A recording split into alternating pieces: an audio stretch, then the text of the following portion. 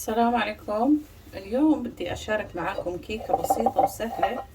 أول إشي بنحضر القالب الكيك، بندهنه بطحينية، واللي مش متوفرة عنده طحينية يحط زبدة وطحين.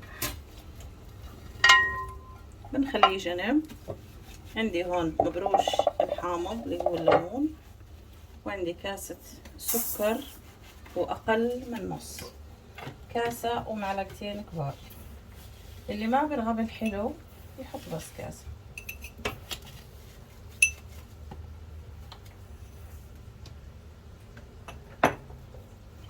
بنحط قبصة ملح بين الأصابع تحسين الذوق، وعندي 4 بيضات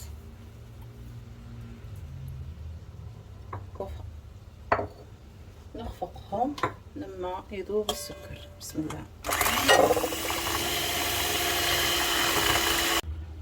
عندي كاسة زيت بنضيفها،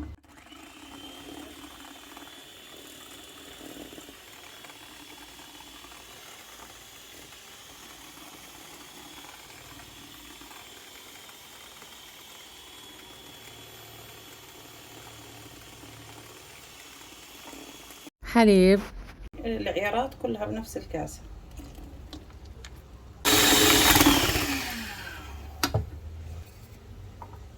عندي هون معلقة ونص طعام كاكاو مر،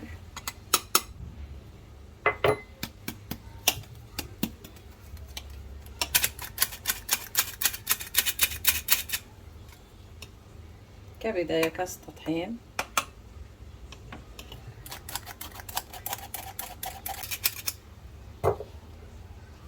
ونخلط. الكاسة الثانية ونضيف معاها كيسين بيكنج باودر. هيك عنا حطينا نواشف، كاستين طحين ومعلقة ونص كاكاو.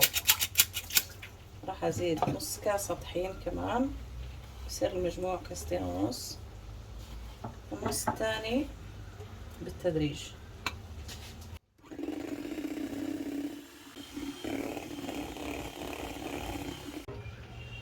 اخذت معاي 3 كاسات طحين.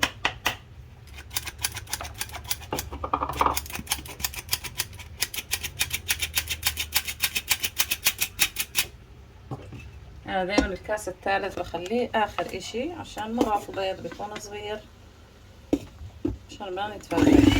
صبحت معانا جاهزة.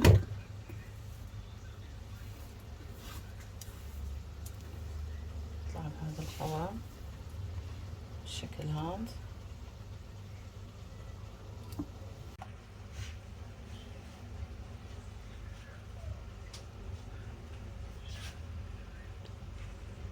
طبعا الفرن هسه شغلته، بنحطها من تحت بس تطلع، نشغل عليها من فوق، ومرات ما بتحتاج.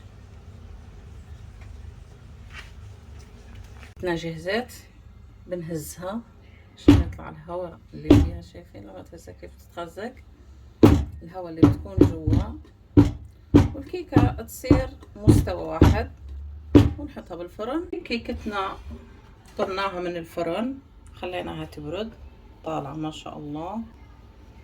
هسه بدنا نسوي لها الصوص الشوكولاتة اللي هو البودينج. عندنا هون 3 كاسات ونص حليب وكيس بودينج، نخلطه على البارد، بعدين نوديه على النار.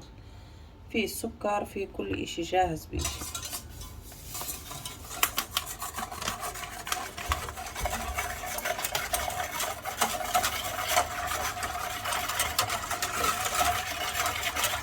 نوديه على النار، بيصير على شكل مهلبية. الصوص تبعنا جهز، او البودينج بدنا نحطه بالقالب الكيك اللي سوينا فيه الكيكة. طبعا غسلناها، وبدنا نحط الكيكة فيها تتلبس وتعطينا شكل. بسم الله.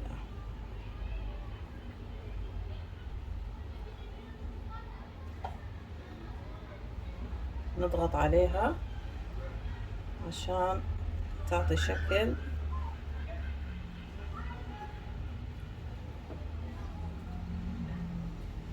ونحطها بالثلاجة بس تبرد، نقلبها مع بعض ونشوفها كيف بتصير.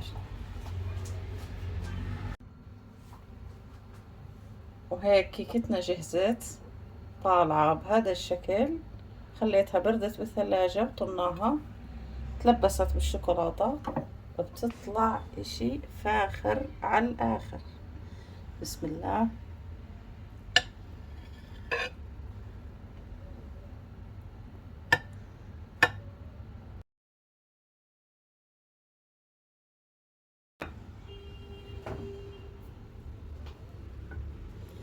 أتمنى وصفتي تعجبكم وتشاركوها مع صديقاتكم وحبيباتكم، وفضلا وليس أمرا لا تبخلوا علي من لايك ومن شير. والسلام عليكم ورحمة الله وبركاته.